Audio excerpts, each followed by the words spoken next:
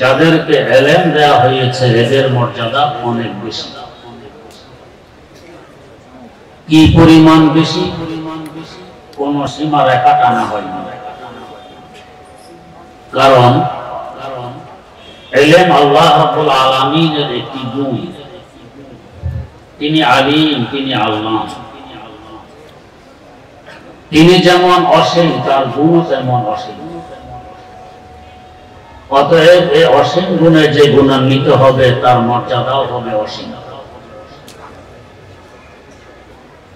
এখানে কেউ প্রশ্ন করতে পারেন, আমি সসীম, আমার হায়াত সসীম, আমার জ্ঞান সসীম, বুদ্ধি শুদ্ধি সসীম, কালি কলম কাগজ কিতাব সবই সসীম। এত সসীমের ভিতর থেকে অসীম জ্ঞানে জ্ঞানী হওয়া, অসীম গুণে গুণান্বিত হওয়া কি সম্ভব? একটি দৃষ্টান্তের মাধ্যমে প্রশ্নটির উত্তর বোঝার চেষ্টা করি।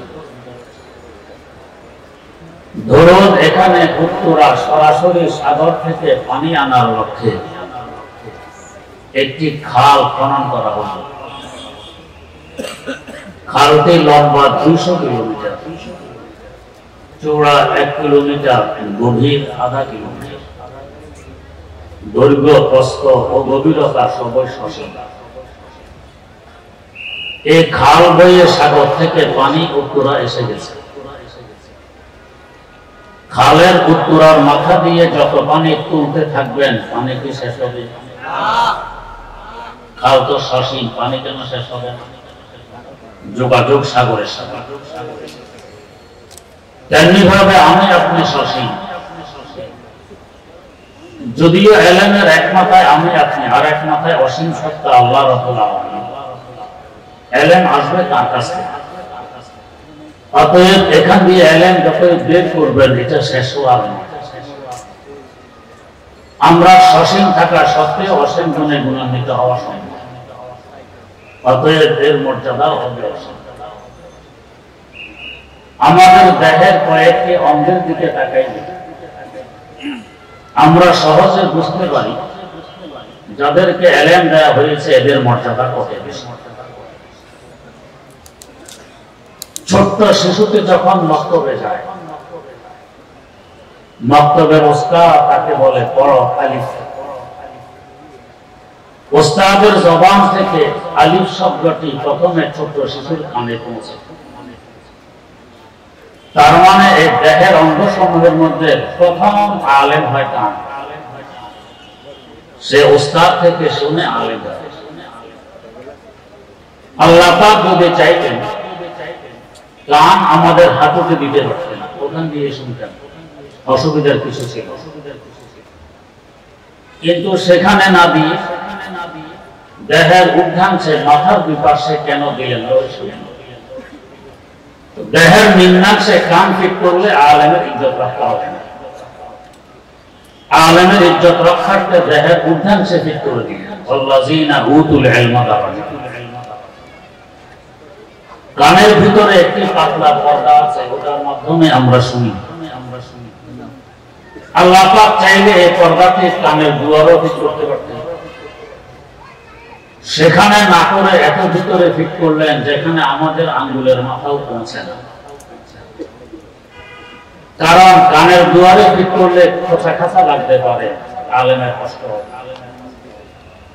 তাই ভিতরে সংরক্ষিত এলাকায় থাকার ব্যবস্থা করে দিলেন যাতে আলেমের কষ্ট না হয়। এর পাশাপাশি আমরা যখন ঘুমাই অচেতন থাকি, রাতের বেলায় বাতিও থাকে বন্ধ, অন্ধকার ছেয়ে যায়। এই সুযোগে কানের ছিদ্রের ভিতরে বিভিন্ন পোকামাকড়, পিপিলিকা ইত্যাদি ঢুকতে পারে, বাসা বাড়িও বানাইতে পারে। কিন্তু আজ পর্যন্ত না কেউ শুনেছেন না পত্র পত্রিকায় দেখেছেন অমক ঘুমন্ত ব্যক্তির কানের ভিতরে পিপিলিকা ঢুকে বাসা বানাই ফেলেছে। শোনেননি, দেখেন না, কেন বানাইল না? শুধু খুশি। আমার আল্লাহ কানের দুয়ারে ফেরেশতা বসায় রেখে দিয়েছে। ভিতরে একজন আলেম আছে, তুমি পাহারাদারি করবে এই ধরনের পোকামাকড় যাতে ভিতরে ঢুকতে না পারে। এই ফেরেশতাদেরকে বলা হয় হাফাজা। আমরা যখন নামাজে সালাম ফিরাই, সালাম ফিরানোর সময় নিয়ত করতে হয় সালাম কাকে দিচ্ছি। আমার ডান পাশে যে সমস্ত মুসল্লি ভাইয়েরা আছেন, ইমামও যদি ডান পাশে থাকেন, তাদের নিয়তের পাশাপাশি হেদায়েতও লেখা আছে ওয়াজান বিল হাফাজা, দেহরক্ষী ফেরেশতাদেরও নিয়ত করে সালাম ফিরাতে হবে। 2 নম্বর, ওস্তাদের জবান থেকে আলিফ শব্দ শোনার পর এই ছোট্ট শিশুটি নিজের জবান ব্যবহার করে পড়ে আলিফ, তার মানে দ্বিতীয় পর্যায়ে আলেম হয় জবান। আল্লাহ পাক চাইলে এই জিহ্বা, এই জবান আমাদের হাঁটুতে দিতে পারতেন, ওখান দিয়ে কথাবার্তা বলতেন। সেখানে না দিয়ে দেহের অভ্যাংশে দিলেন, আলেমের ইজ্জত রক্ষা করলেন। ওয়াল্লাযীনা উতুল ইলমা দারাজাত, অভ্যাংশে দিলেন তো দিলেন, একটি সংরক্ষিত ঘরের ভিতরে থাকার ব্যবস্থা করেন। আমাদের মুখ একটি সংরক্ষিত ঘর, এর সাথে আবার জিহ্বার চতুর্দিকে 32 জন পুলিশ দাঁড় করাই রেখেছে। যখন 2 মায়ের দাঁত একত্রিত করা হয়, সহজে কিছু জিহ্বা পর্যন্ত পৌঁছতে পারবে না, পুলিশ পাহারাদারি। এখানে কেউ হয়তো প্রশ্ন করবেন, যদি জিহ্বা নামক আলেমের পাহারাদারির জন্য, সেবার জন্যই এই পুলিশগুলো দাঁড়াইয়ে থাকে, তাহলে মাঝে মধ্যে আবার কামড় মারে কেন? আমাদের দেশেও তো পুলিশ আছে। পুলিশের উদ্দেশ্য কি জনগণকে ডান্ডা লাগানো না সেবা করা? এরপরও মাঝে মধ্যে ডান্ডাও তো লাগে। কখন লাগে? জনগণ যখন সীমা লঙ্ঘন করে, তখন জিহ্বা যখন তার সীমা লঙ্ঘন করে, তখন এই পুলিশেরা সতর্ক করে, হুজুর আপনার স্থান ছেড়ে বেরিয়ে এসে গেছেন, আপনি কিছু কিছু বলুন। জিহ্বা যদি আপনার জায়গা থাকে, আপনার চেষ্টা করলেও কি কামড় দিতে পারবেন? এই হেফাজতের পাশাপাশি আবার সংরক্ষিত ঘরের দুয়ারে গেটের ব্যবস্থা করে দিলেন 2টি ঠোঁট, বন্ধ করলে ভিতরে বাতাস ঢুকতে পারে। এত হেফাজত কেন? জিহ্বা নামক আলেম করে আছে। ওয়াল্লাযীনা উতুল ইলমা দারাজাত। এমন মানুষও আছে ঘুমানোর সময় হা করে ঘুমায়, মুখ দিয়ে নিঃশ্বাস গ্রহণ করে আবার ত্যাগ করে। এই লোকটি অচেতন, হা করে আছে, বাতি বন্ধ, রাতের অন্ধকার, এই সুযোগে মুখের ভিতরে ইঁদুর ঢুকতে পারে, তেলাপোকা ঢুকতে পারে, টিকটিকিও ঢুকতে পারে। কিন্তু আজ পর্যন্ত কেউ শুনেছেন না, পত্রিকায় দেখেছেন যে অমক ঘুমন্ত ব্যক্তির মুখ দিয়ে ইঁদুর ঢুকে গেছে। এখন ইঁদুরের লেজ দেখা যায়, সে লেজ নাড়ায় ফিরে আসতে পারত। কেউ শোনেন নি, পত্রিকায়ও দেখেন। কেন ঢুকতে? আমার রাস্তায় আল্লাহ দুয়ারে ফেরেশতা বসায় রেখে দিয়েছে। যদিও এই বন্ধা হা করে ঘুমায়, ভিতরে জিহ্বা নামক আলেম আছে, এই ধরনের হিংস্র প্রাণী ভিতরে ঢুকতে দেওয়া যাবে না, তুমি পাহারাদারি করো। ওয়াল্লাযীনা উতুল ইলমা দারাজাত। 3 নম্বরে আলেম হয় আমাদের চোখ। ওস্তাদের জবান থেকে গান শুনে, জবান পড়ে, এবার যোগ্যতা আসে, নিজেও দেখে দেখে করতে পারে। আল্লাহ পাক চাইলে চোখ হাঁটুতে দিতে পারতেন, ওখান দিয়ে দেখে দেখে হাঁটতাম। সেখানে না দিয়ে উপরে দিলেন, আলেমের ইজ্জত রক্ষা করলেন। উপরে নিচে 2টি পাতা সৃষ্টি করে দিলেন, বন্ধ করলে ভিতরে বাতাস ঢুকবে, চোখের হেফাজত। কিন্তু পাতা যদি বন্ধ করে রেখে দেই, হাঁটবো কিভাবে, পড়বো কিভাবে, কিছু তো দেখতে পাবো, খুলতে হবে। এই সুযোগে যদি চোখের কোন শত্রু, ধুলাবালি, ময়লা ঢুকে পড়ে, আল্লাহ পাক পাতার কিনারায় পাপড়ি সৃষ্টি করে দিলেন, পাপড়িগুলোর মাথা উপরের দিকে বাঁধা, সহজে যাতে চোখের শত্রু কোন ময়লা ভিতরে ঢুকতে না পারে। ওয়াল্লাযীনা উতুল ইলমা দারাজাত। কান বলেন, জিহ্বা বলেন, চোখ বলেন, এরা বসবাস করে আমাদের চেহারায়।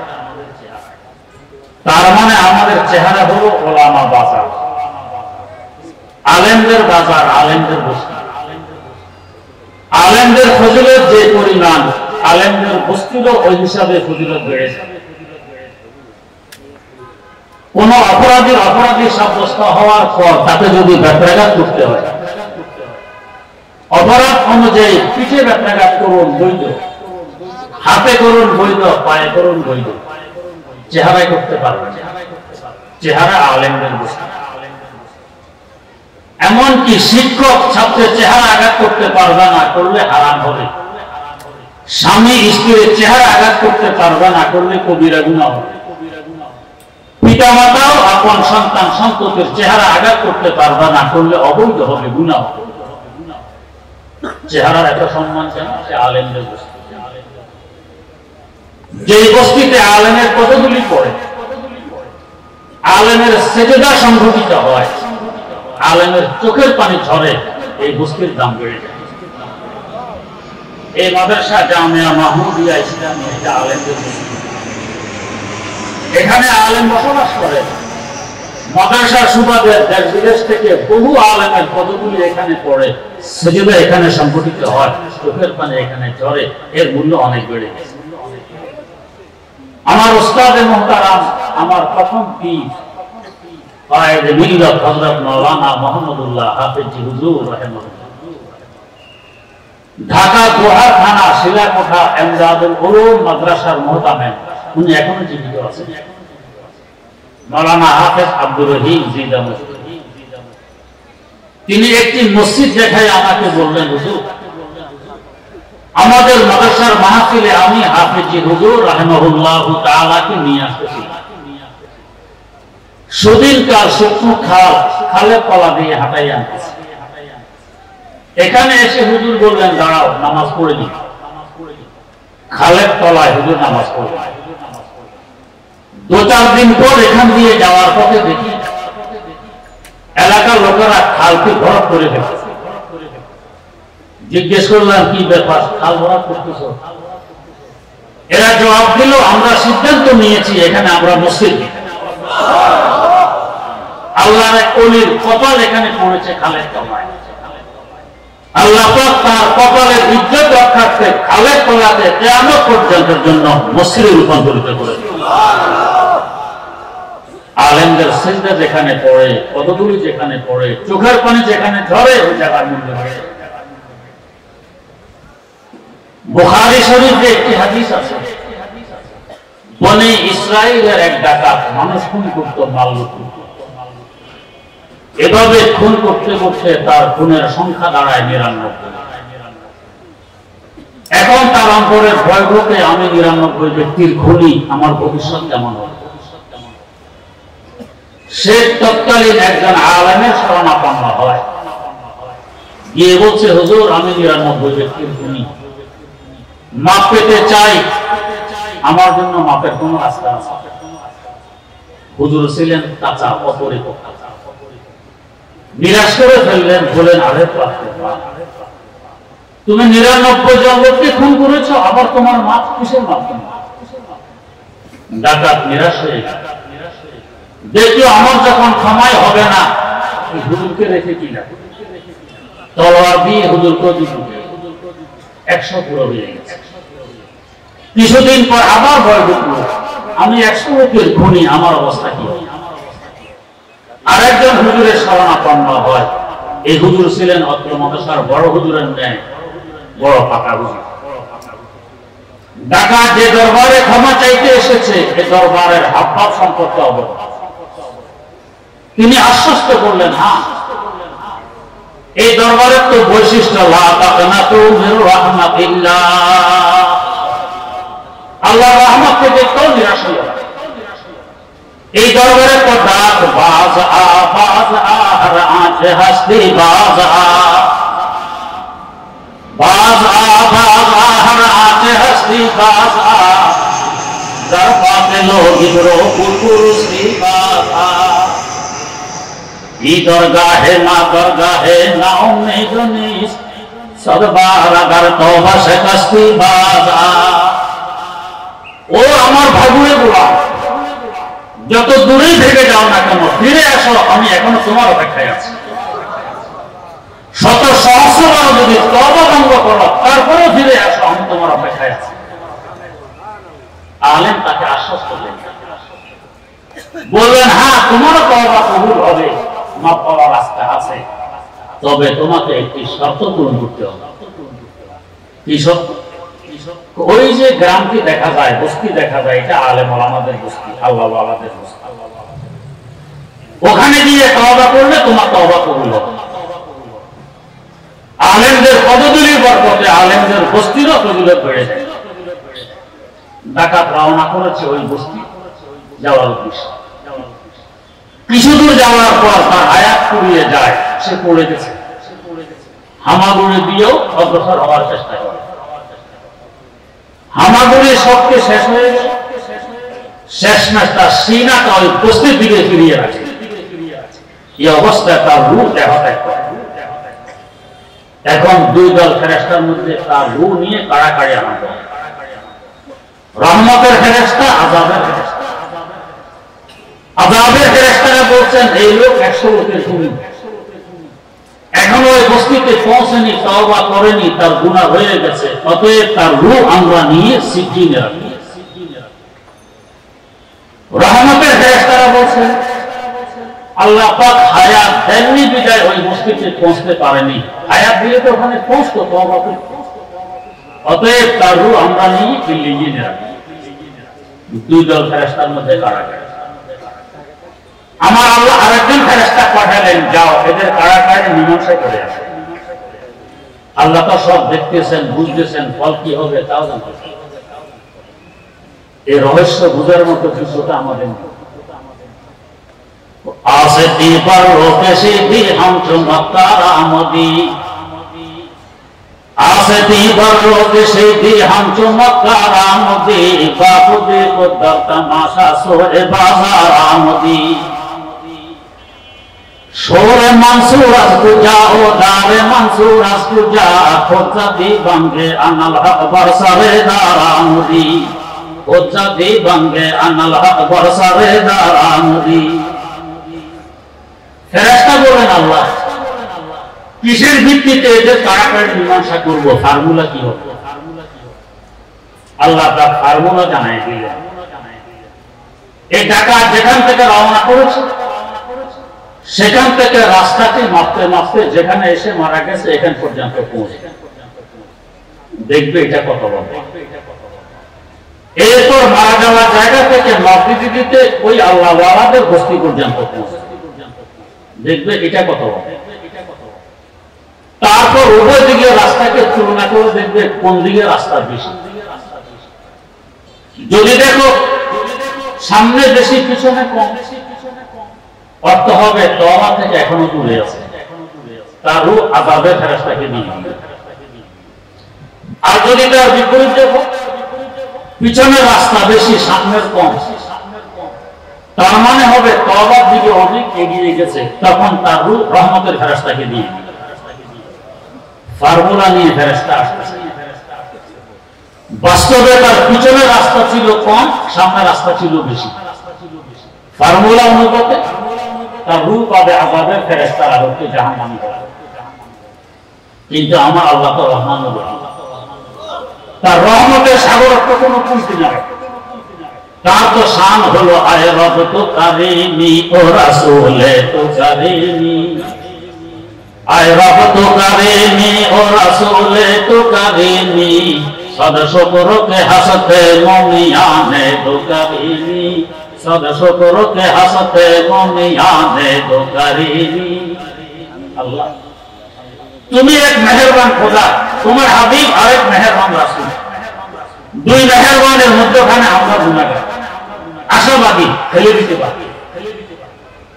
আল্লামা হালি মুসাদ্দাসের মধ্যে লিখেছেন हमने है याद है फेरा फेर है तुम्हारे, हमने है याद है फेरा फेर है तुम्हारे, निस्बत बहुत अच्छी है मगर हाल बुरा है, निस्बत बहुत अच्छी है मगर हाल बुरा है। नेककार হই আর বক্তার হই শেষ নষ্ট তোমার, আমাদের সম্বন্ধ অনেক উঠছে, তোমার দিকে তাকাইলে আমরা তোমার বান্দা, তোমার হাবিবের দিকে তাকাইলে আমরা তার উম্মত। এই সম্বন্ধের বরকতে আশাবাদী আমরা মাফ পেয়ে যাই। পিছনের রাস্তা কম, সামনের রাস্তা বেশি। ফর্মুলা অনুপাতে লোকটি জাহান্নামী হবে। আমার আল্লাহ রহমানুর রহিম ফেরেশতা আসার আগে আগে পিছনের রাস্তাকে হুকুম দিলেন, ও রাস্তা তুই ধ্বংস হয়ে যা। সামনের রাস্তাকে আদেশ করলেন, ও রাস্তা তুই খাটো হয়ে যা। হুকুম পাওয়া মাত্র পিছনের রাস্তা লম্বা, সামনের রাস্তা খাটো হয়ে যায়। এখন ফেরেশতা এসে মাপ দিতে কাজ হয়ে গেছে। সে মাপ পেয়ে গেল। এখনো আল্লাহ ওয়ালাদের বস্তি, আলেম ওলামাদের বস্তিতে পৌঁছেনি, বস্তির রাস্তায় উঠেছে না। আল্লামা রুমি তাই বলতেছে না, দারাসাতে মুস্তাকিমায়ে দিল কাছে গুমরাহানি। তোমার আমার নেই দুর্বলের পক্ষে কি নিজ শক্তি ব্যবহার করে গন্তব্যে পৌঁছা আদৌ সম্ভব? তুমি চেষ্টা করে কোন প্রকার রাস্তায় উঠো, আমার আল্লাহ রহমত তোমাকে গন্তব্যে পৌঁছায়। ডাকাত রাস্তায় উঠেছে, তওবা এখনো তওবার বস্তিতে পৌঁছতে পারেনি। রাস্তার বরকতেই তওবা কবুল হয়ে গেছে। আলেম ওলামাদের বস্তিতে এই চেহারা আলেমদের বস্তি, দাম বেড়ে গেছে। এই মাদ্রাসা আলেমদের বস্তি, জগতের জায়গাগুলো থেকে এই জায়গার দাম অনেক বেশি। এখানে এসে তওবা করলে তওবা কবুল হয়, মাপ চাইলে গুনাহ মাফ হয়। আলেমদের বস্তি, কান বলেন, জিহ্বা বলেন, চোখ বলেন, এদেরকে ব্যবহার করে আমাদের ব্রেন।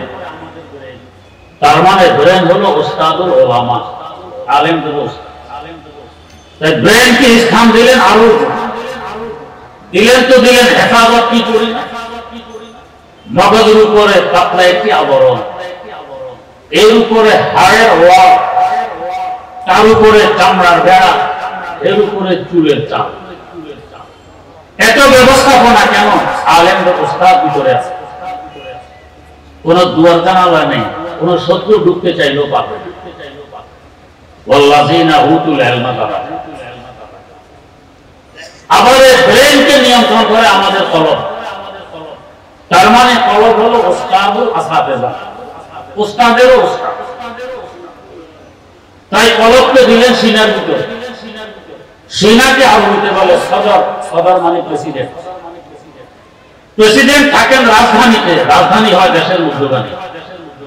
সিনা আমাদের দেহের মধ্যখানে।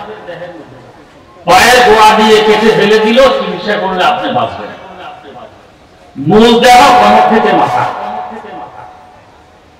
এই দেহের পেট কেটে ফেলে দেন, বাঁচবেন না। সিনা কেটে ফেলে দেন, বাঁচবেন না। কল্লা কেটে ফেলে দেন, বাঁচবেন। মূল দেহের মধ্যখান সিনা, এখানে আল্লাহ পাক ঠিক করলেন কলব, রাজধানী। কেন? সে ওস্তাদেরও ওস্তাদ। গরু ছাগল জবাই করলে দেখবেন কত পর্দার ভিতরে সংরক্ষিত এলাকায় থাকে। এখানে কেউ বলবেন বুদ্ধির মূল কেন্দ্র, বিদ্যার মূল কেন্দ্র ব্রেন না কলব? আমরা তো ব্রেন মনে করি, আমার আল্লাহ বলেন কলব। আল্লাহ বলেন লাহুম কুলুবুন লা ইয়াফকাহুনা বিহা। এদের কলব আছে, কলব দিয়ে তারা বুঝে না, বোঝার চেষ্টাও করে। কেউ হয়তো প্রশ্ন করবে, ইসলাম বাস্তবসম্মত একটি দিন, অবাস্তব কোন কথা এই দিনে পাওয়া যাবে না। কিন্তু এই কথাটি মনে হয় অবাস্তব। বুদ্ধির মূল কেন্দ্র ব্রেন, আল্লাহ বলেন কলব, মনে হয় অবাস্তব। স্ট্রোক করলে মানুষের বুদ্ধি থাকে। প্রশ্নটির উত্তর বোঝার জন্য একটি ঘটনা বলছি। আমাদের দেশে বর্তমানে হাদিস শাস্ত্রে যাকে সবচেয়ে বড় আলেম মানা হয়, বাস্তবে তিনি এ বিষয়ে সবচেয়ে বড় আলেম। আলহামদুলিল্লাহ, আমাদের একখানে বাড়ি, এক মাদ্রাসায় লেখাপড়া করেছে। তিনি হলেন জনাব মাওলানা আব্দুল মালেক সাহেব। তিনি যখন ছোট, তিনি আমাকে তার একটি ঘটনা শুনিয়ে গেছেন। ওনার আব্বা ওনাকে নিয়ে মাহফিলে এসেছেন ওয়াজ শুনতে। পিছনে জায়গা পেয়ে সেখানে বসে পড়েছে। গ্রামগঞ্জে মাহফিলে বাঁশ গেড়ে বাঁশের আগায় হরন বাঁধা হয়, মাইকের হরন। স্টেজ দেখা যায়। একটু পর তিনি তার আব্বাকে জিজ্ঞেস করতেছেন, আব্বা হুজুরকে বাঁশের আগা থেকে নামাবে কিভাবে? আব্বা বুঝতে করলেন না। কিছুক্ষণ পর আবারও এই প্রশ্ন, আব্বা হুজুরকে বাঁশের আগা থেকে নামাবে কিভাবে? একটু পরে আবারও এই প্রশ্ন। এবার ওনার আব্বা বললেন, কেন বাঁশের আগা থেকে নামাবে? উনি বললেন, হুজুরদের বাঁশের আগায় বসে বসে ওয়াজ করতেছেন।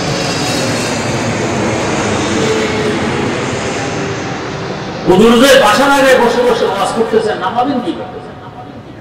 আসলে হুজুর বাঁশের আগায়, হুজুরকে স্টেজ। উনি কেন বুঝতেছেন হুজুর বাঁশের আগায়? আওয়াজ কোথা দিয়ে বেরিয়ে আসতেছে? উনি ছোট্ট মানুষ, এতটুকু বুঝ এখনো হয়নি, তাই উনি বুঝতেছেন হুজুর এখানে বাঁশের আগায় বসে বসে ওয়াজ করতেছেন। এবারে যাদের গভীর বিদ্যা বুদ্ধি নেই, এরা মনে করে ব্রেন হলো বুদ্ধির মূল কেন্দ্র। যাদের গভীর এলেম আছে, বিদ্যা বুদ্ধি আছে, এরা বোঝে না মূল কেন্দ্র হলো কলব, মূল কেন্দ্র হাত, ব্রেন হলো হরণের ন্যায়, বুদ্ধি ওখান দিয়ে এসে প্রকাশ। তাই দেখা গেছে এক শ্রেণীর মানুষ ব্রেনের উপরে মেহনত করে, আর এক শ্রেণীর মানুষ কলবের উপরে মেহনত করে। ব্যবধান ব্রেনের মেহনতের ফল বিভিন্ন আবিষ্কার, মিল, কারখানা, গাড়ি ঘোড়া, এই মাইক ইত্যাদি। আমরা একটু উপকৃত, অস্বীকার করি। এর পাশাপাশি দুনিয়ার যত অস্ত্র, এগুলো ব্রেনের আবিষ্কার। বর্তমান বিশ্বে যত আয় হয় প্রতি বছর, আয়ের 80% ব্যয় হয় অস্ত্রের পিছনে, আর 20% ব্যয় হয় অন্য কাজে। এই অস্ত্রগুলো তো এই জন্য সংগ্রহ করা হয়, সুন্দরবন থেকে বাঘ বেরিয়ে আসবে, আক্রমণ করবে, আমাদেরকে ওই বাঘ মারতে হবে। অস্ত্র তো এই জন্য সংগ্রহ করা হয়, গর্তের ভিতর থেকে অজাগর সাপ বেরিয়ে আসবে, এটা মারা লাগবে, এই জন্য তো অস্ত্র নাকি? তার মানে ব্রেনের আবিষ্কারের 80% ব্যয় হয় মানুষ মারার জন্য, আর 20% ব্যয় হয় মানুষ রাখার জন্য। যারা কলমের উপরে মেহনত করে, এরা হযরত আম্বিয়া কেরাম আলাইহিস সালাতু ওয়াস সালাম, তাদের ওয়ারিস আর উত্তরসূরি হিসাবে আলেম সমাজ, এদের মেহনতের কলমে, এই মেহনতে অসংখ্য লক্ষ কোটি অমানুষকে মানুষ বানাই দিয়েছে। ফারুক আযম ওমর রাদিয়াল্লাহু তাআলা আনহু বলেন, তো এক সময় ওট চড়ানোর যোগ্যতা আমার ছিল না, আব্বা ওনাকে কখনো দিতেন ওট চড়াইতে যায়। কলবের মেহনতের বরকত এক সময় অর্ধজাহানে রাখালি করে গেছেন, অর্ধজাহান শাসন করে গেছেন, তাকে এমন সাকসেস। ভারতবর্ষে যখন ইংরেজ খেদাও আন্দোলন চলে, স্বাধীনতা আন্দোলন চলে, মহাত্মা গান্ধীকে জিজ্ঞেস করা হয়েছিল ইংরেজ দেশ ছেড়ে গেলে কিসের ভিত্তিতে সেই দেশ পরিচালিত হবে? মহাত্মা গান্ধী জবাব দিলেন, নতুন কোন সংবিধানের প্রয়োজন হবে না। আজ থেকে 1450 বছর আগে খলিফা ওমর যেই সংবিধানের ভিত্তিতে অর্ধজাহান শাসন করে গেছেন, সেই সংবিধান দিয়েই ভারতবর্ষ পরিচালিত হবে। তিনি তো কোনো মুসলমান ছিলেন না, মহাত্মা গান্ধী ছিলেন হিন্দু বিশ্বাস ছিলেন, তারাও তাকে আদর্শ মনে করেন। जो न थे खुदरा पर गए के हाथी बन गए, या नगर के जिसने मुर्दों को मसीहा कर दिया, या नगर के जिसने मुर्दों को मसीहा कर दिया। সিরিয়া রাজধানী দামেস্ক কিল্লা খ্রিস্টানদের দখলে, মুসলমানরা যারা করে আছে, কিন্তু কিল্লা হাতে আছে। খ্রিস্টান নেতা-নেত্রীরা শর্ত দিল, তোমাদের খলিফা ওমর যদি মদিনা থেকে সশরীরে এখানে এসে সন্ধিপত্রে দস্তখত করে, তাহলে আমরা কিল্লা ছেড়ে দিতে পারি। সংবাদ মদিনায় আসছে, হযরত ওমর রওনা হয়ে মদিনায় মুনাওয়ারা থেকে সিরিয়ার দূরত্ব প্রায় 1900 কিলোমিটার। প্লেন নেই, হেলিকপ্টার নেই, গাড়ি ঘোড়া নেই। সফর সঙ্গী হিসাবে মাত্র একজন গোলাম, যানবাহন হিসাবে একটি মাত্র ওট, খাওয়ার জন্য একটি থৈলিতে 4টা ছাতুরি, গায়ে যে পোশাক, পোশাকে 12টি তালি। রওনা হয়ে গেছে। গোলামের সাথে চুক্তি করলেন 3 মাইল তুমি ওদের পিঠে বসে থাকবে, আমি লাগাম টেনে এখানে আসবো। সামনের 3 মাইল আমি ওদের পিঠে বসবো, তুমি লাগাম টেনে আসবে। এই সমতার দৃষ্টান্ত একমাত্র মুসলমানরাই কায়েম করতে পেরেছে, অন্য কোন জাতি আজ পর্যন্ত পারেনি, ইনশাআল্লাহ পারবে। চলতে চলতে সিরিয়ার দ্বার প্রান্তে পৌঁছে কিছু মুসলমান এগিয়ে আসলেন, এসে দেখেন গায়ে তালিওয়ালা। বললেন হুজুর, সিরিয়া রোম সম্রাটের প্রদেশ, তৎকালীন সুপার পাওয়ার, আপনার নাম শুনলে তারা থরথর করে কাঁপে। এখন যদি দেখে আপনার গায়ে তালিওয়ালা জামা, জীর্ণ শীর্ণ অবস্থা, তারা কি ভাববে? একটি ভালো জামার ব্যবস্থা করে। হুজুর তাদের মন ভাঙলেন না, তালিওয়ালা জামাটি খুলে ভালো জামাটি গায়ে দিলেন। এরপর আবার ভালো জামাটি খুলে রেখে নিজের তালিওয়ালা জামা গায়ে দিয়ে বললেন, তোমাদের সুন্দর জামা, তোমাদের মুবারক হোক, আমাকে আমার তালিওয়ালা জামায় গায়ে দিয়ে দাও। আল্লাহ পাকের মর্জি, শেষ মঞ্জিল, শেষ 3 মাইল হযরত ওমরের ভাগে পড়ে লাগাম টেনে হাঁটা, আর গোলামের ভাগে পড়ে ওদের পিঠে বসা। গোলাম বলছে হুজুর, ওরা কি ভাববে যে এই মুসলমানদের ভূমিকা অর্থ জাহান শাসন, আপনি পিঠে বসুন, আমি লাগাম টেনে এখানে আনি। হযরত ওমর বললেন, অসম্ভব, এটা তোমার হক। হুজুর আমার হক আমি ছেড়ে দিলাম। ওই ছেড়ে দিয়েছো তুমি জানো, আমি জানি, আমার তোমার খোদা জানে। এই ঘটনা এক সময় ইতিহাসে লিপিবদ্ধ হবে। দুনিয়াবাসী ভাববে ওমর ক্ষমতার দাপটে 2 মঞ্জিল 6 মাইল পর্যন্ত ওদের পিঠে বসা ছিল, গোলাম বেচারা দুর্বলতার কারণে 2 মঞ্জিল 6 মাইল ওকে লাগাম টেনে টেনে হাঁটতে বাধ্য হয়েছে। এই কলঙ্ক আমার ইতিহাসে আসবে, তা আমি বরদাস্ত করতে পারবো না। লাগাম টেনে টেনে হাঁটতেছে।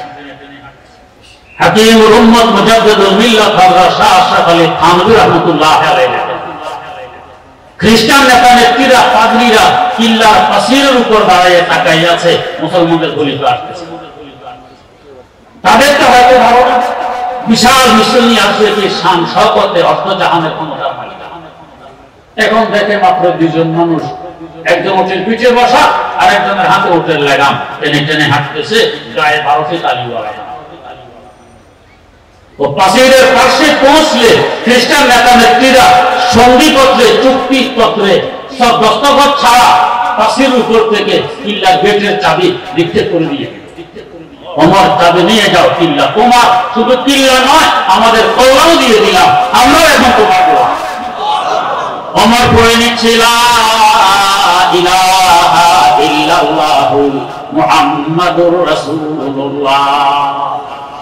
জিজ্ঞেস করা হলো, এখনো তো সন্ধিপত্রে ওমর সিগনেচার করেনি, ইসলামের দাওয়াত তোমাদেরকে দেয়নি, চাবি কেন দিয়ে দিলে, কিল্লা কেন তার হাতে তুলে দিলে?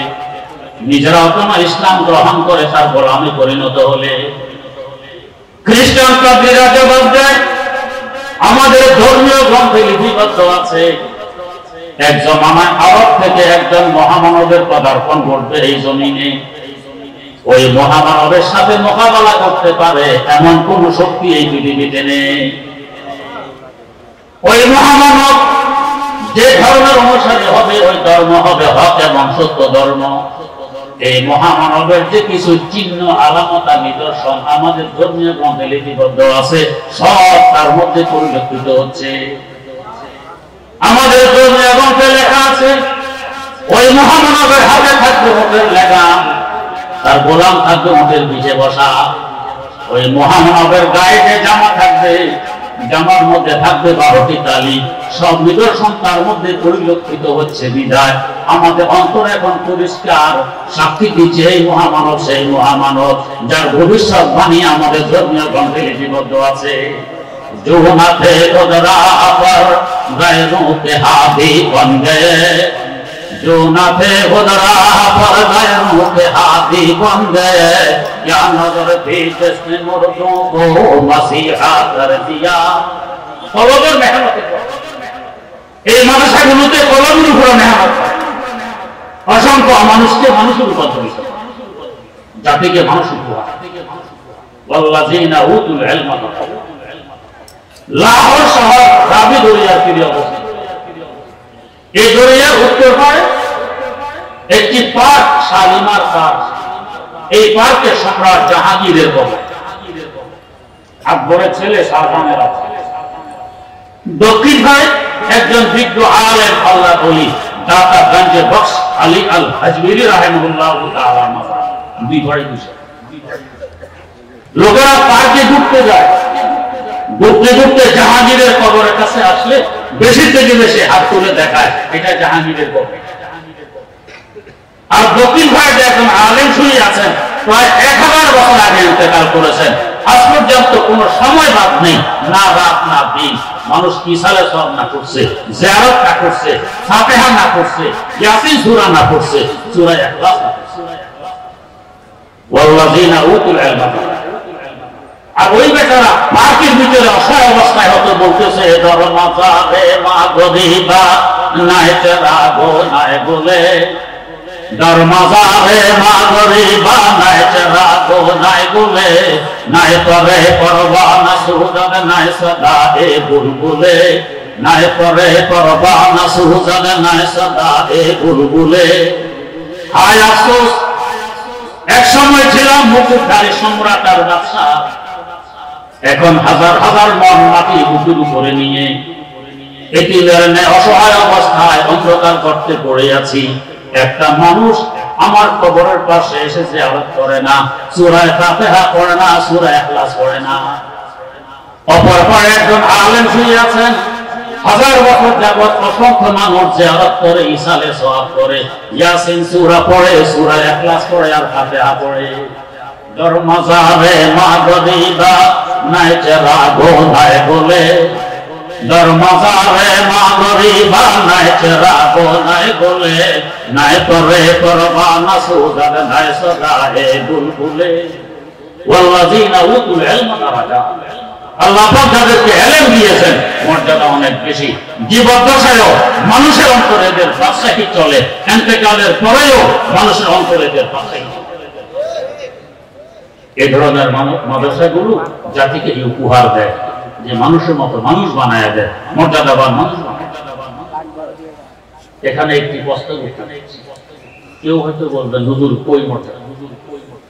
আমরা দেখি এক শ্রেণীর মানুষ আলেম সমাজকে নিয়ে হাসাহাসি করে, তিরস্কার করে, মজাক উড়ায়, ঠাট্টা করে, বিদ্রোহ করে, কত অবাস্তব অবান্তর দোষ এদের গায়ে চাপায়। কই মর্যাদা?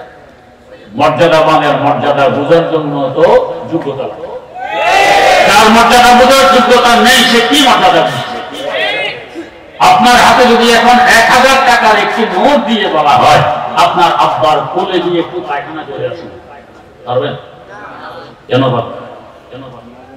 আমার আপনার দৃষ্টিতে আব্বার সবচেয়ে বেশি মর্যাদাবান, তার কোলে পায়খানা করা যায় না, তিনি আমার জন্মদাতা। তিনি আমার শিশুকালে করছিলেন কিনা?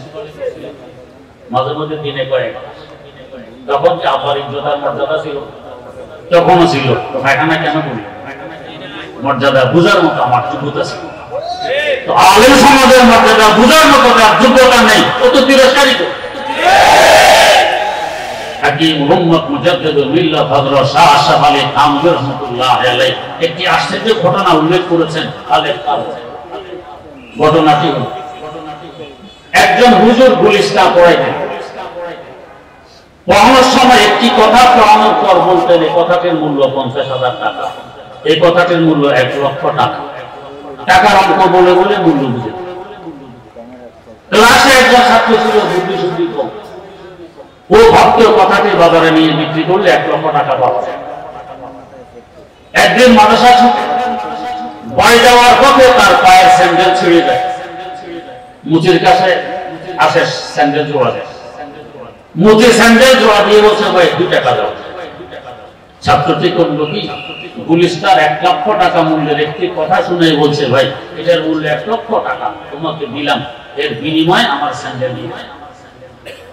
মুচি বলছে এত কথা বুঝি না, 2 টাকা না দিলাম স্যান্ডেল। বেচারা পড়েছে বিবাদে। ওস্তাদ বললেন এর মূল্য 1 লক্ষ টাকা। মুচি এটা না নিয়ে 2 টাকা চায়, কোথায় 1 লক্ষ কোথায় 2 টাকা। ফিরে এসেছে আবার মাদ্রাসায় চালিয়ে জুতা তো মুচির কাছে এসে বলছে হুজুর পুলিশটা পড়ানোর সময় অমর কথার মূল্য 1 লক্ষ টাকা বলেননি, হ্যাঁ বলেছে, সত্য বলেছে, একেবারে সত্য বলেছে। তাহলে মুচিকে দিলাম, ওটা না নিয়ে 2 টাকা চায় কেন? হুজুর তো বোঝেন ছাত্রকে কত পানির মাছ। হুজুর একটি মুখটা এনে ছাত্রের হাতে দিয়ে বললেন, যাও এটা নিয়ে মুচিকে দাও, এর বিনিময়ে তোমার স্যান্ডেল দিতে হবে। ছাত্র মুখটা এনে মুচির হাতে তুলে দিয়ে বলছে, ভাই এটা মুখটা, এটা নিয়ে যাও, এর বিনিময়ে আমার স্যান্ডেল দিয়ে। মুচি মুখটা হাতে নিয়ে ছাত্রের মাথায় মারছে। মিয়া কি দিতেছ আমাকে? এটা কি কাজের? অন্তত একটি বড় পাথর যদি হতো, তার উপরে 2টা স্যান্ডেল রেখে তার কাটা কাটা। এটা কি কাজের? 2 টাকা না দিলে আগে স্যান্ডেল দিতে। বেচারা মুখটা পুড়িয়ে আবার এসে গেছে হুজুরের কাছে। এসে বলছে, হুজুর মুচি তো এটা গ্রহণ করছে না, সে 2 টাকা চায়। হুজুর বললেন, এটা নিয়ে এবার একটু সামনের দোকানে যাও, সরাসরি মালিককে গিয়ে বলো বিক্রি করতে এসেছি, দাম কত দিয়েছি, তবে খবরদার কোনো বাহানা ফেরত নিয়ে আসবে, বিক্রি করবে। ছাত্র মুক্তি এনে স্বর্ণের দোকানের মালিককে বলছে, মালিক বিক্রি করতে এসেছি, দাম কত দিয়েছি। মালিক দেখে অরিজিনাল মুক্তা, প্রথম খেলায় বলবো 50,000 টাকায় বিক্রি করবে? জি না, 1 লক্ষ টাকা আমার হুজুরের কাছ থেকে বুঝে আসি। ফিরে এসে বলছে, হুজুর স্বর্ণের দোকানের মালিক 1 লক্ষ টাকা মূল্য রেখেছে। হুজুর বললেন, এবার কিছু বুঝে এসেছে? কদরে বল বল বলবে দানাতে যাবে দানাতে সাহরি, কদরে বল বল বলবে দানাতে যাবে দানাতে সাহরি, কদরে যাও আর সাহাবে দানাতে যাবে দানাতে যাও হারি, কদরে যাও আর সাহাবে দানাতে যাবে দানাতে যাও হারি। মনে মুক্তার মূল্য রাজা বাদশা বুঝে, মনে মুক্তার মূল্য বুঝার মতো যোগ্যতা মুসির কাছে। এলেমের সামনে মনে মুক্তার 2 মূল্য আছে। অতএব মহামূল্যবান এলেম এবং আলেমের মর্যাদা বুঝতে হলেও তো অন্তত কমস কম রাজা বাদশা মার্কা মন মস্তিষ্ক লাগবে। মুসি মার্কা মন মস্তিষ্ক যার, আলেমের মর্যাদা কি বুঝবে? এর মধ্যে দুটোটাই। যাদেরকে দেখবেন আলেমদেরকে নিয়ে হাসাহাসি করে, তিরস্কার করে, কটাক্ষ করে, বিদ্রুপ করে, বুঝবেন মুসি মার্কা মন মস্তিষ্কের মানে মর্যাদা বুঝার মতো কি করে। তাই বলি যে আবার ছোট বাচ্চা যে আব্বা আমার করে পায়খানা করে ফেলে দেয়, এই মুছে পরিষ্কার করে আবার বুকে জড়িয়ে দেয়। আমরা ওদেরকে ক্ষমাসুন্দর দৃষ্টিতে দেখে বুকে জড়িয়ে ধরবো।